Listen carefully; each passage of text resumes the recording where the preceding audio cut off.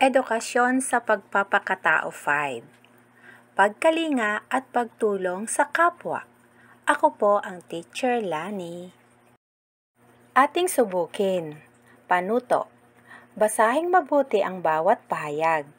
Sa iyong sagutang papel, gumuhit ng puso sa bawat bilang na nagsasaad ng pangungusap na nagpapakita ng pagtulong sa kapwa. At X kung hindi. Unang bilang, habang papasok sa paaralan, nakita si Jello, si Lola Presa. Mali. Unang bilang, habang papasok sa paaralan, nakita ni Jello si Lola Presa na nahihirapang tumawid. Dinaanan at ngumiti lamang siya sa matanda. Ikalawa, maliit lamang ang sinasahod ni Manong Greg sa kanyang trabaho sa pabrika. Gayunpaman, siya ay namamahagi ng pagkain sa mga pulubi na kanyang nadadaanan pauwi. Ikatlo, maghapong naglalaro si Edwin kasama ang kanyang mga pinsan nang hindi alintana ang mga gawaing bahay. Ikaapat, pagkagising ni Jose ay agad siyang naliligo at naglalaro ng online games. Ikalima, tuwing Pasko, naglilibot ang magkakaibigan na sina Ronel, Mario at Noel sa kanilang barangay upang magbigay ng 2 kilong bigas at kaunting pagkain para sa mga nangangailangan. Basahin ang sanaysay at sagutan ang gawain sa ibaba. Ayon sa lumang kasabihan, ang tao ay hindi nabubuhay para sa sarili lamang. Ang ibig sabihin nito ay bawat tao ay may pananagutan hindi lamang sa sarili pati na rin sa kanyang kapwa. Ang pagtulong sa kapwa lalo na sa mga nangangailangan ay isang gampanin natin bilang isang tao. Ngunit nararapat na ang pagtulong at pagkalinga sa kapwa ay bukal sa kalooban at hindi naghihintay ng anumang kapalit. Laging tandaan na ang taos-pusong pagbibigay ng tulong ay nakapagdudulot ng tunay na kasiyahan sa kapwa at maging sa sarili.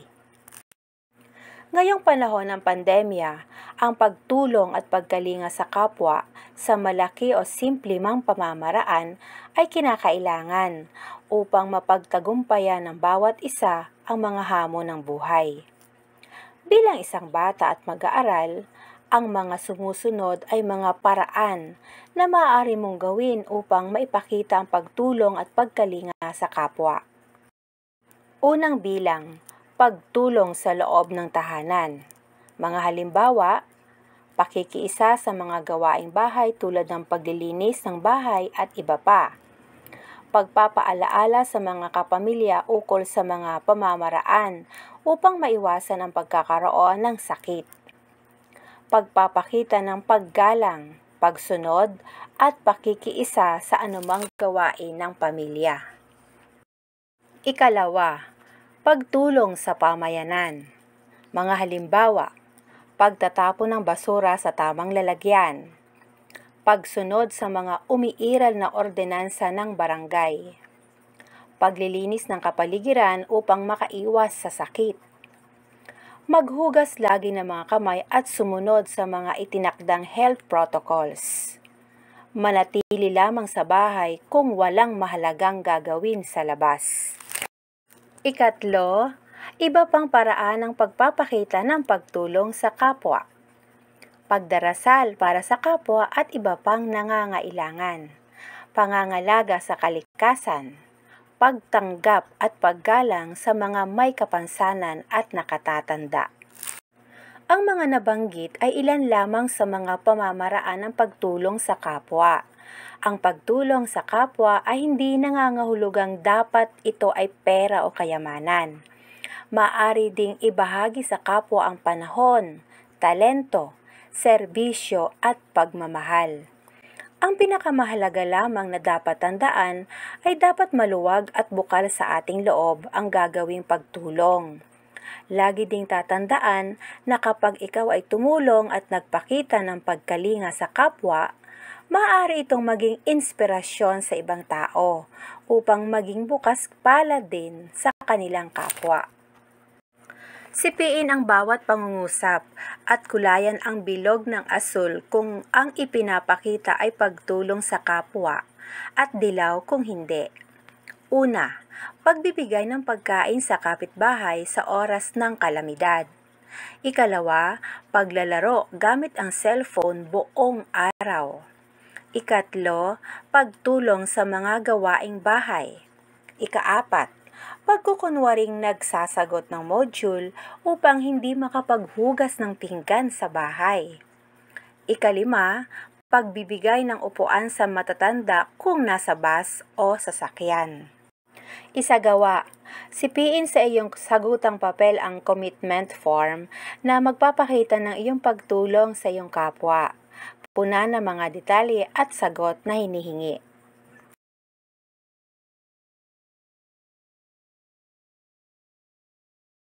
Basahin ang tula at sagutin sa iyong sagutang papel ang mga susunod na tanong. Isulat ang titik ng tamang sagot. Lubos na pinagpapala. Munting kamay gamitin ng tama, laging bukas sa mga maralita.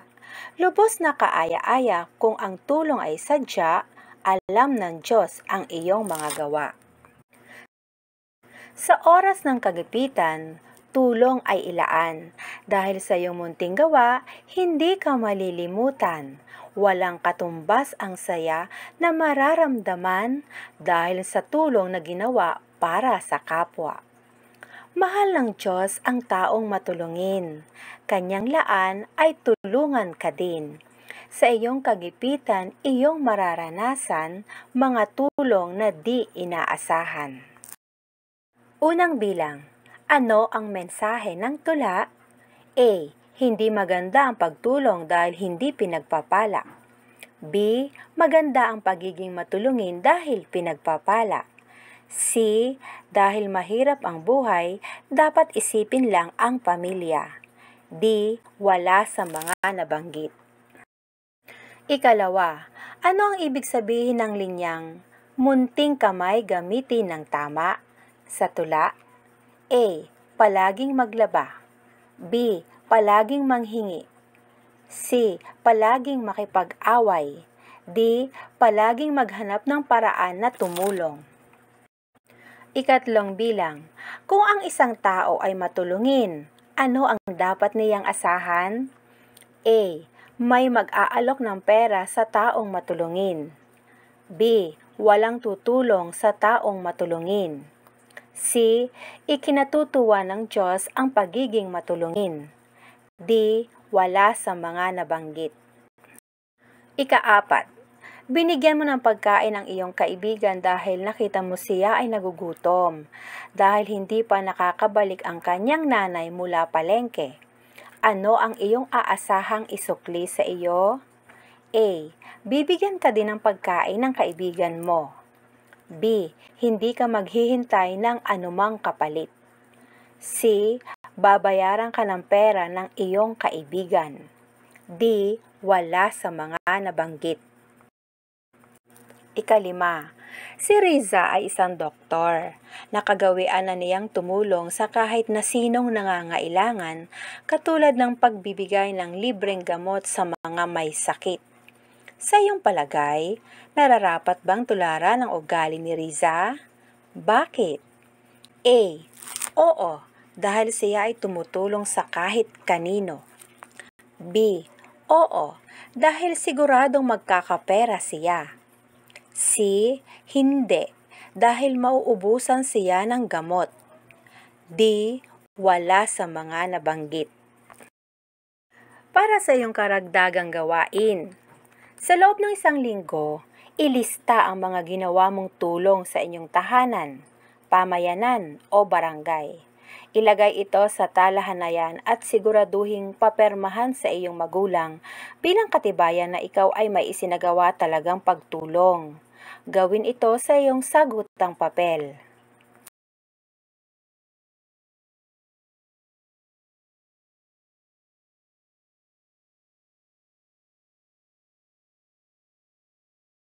Marami pong salamat. Hanggang sa muli, ako po ang Teacher Lani.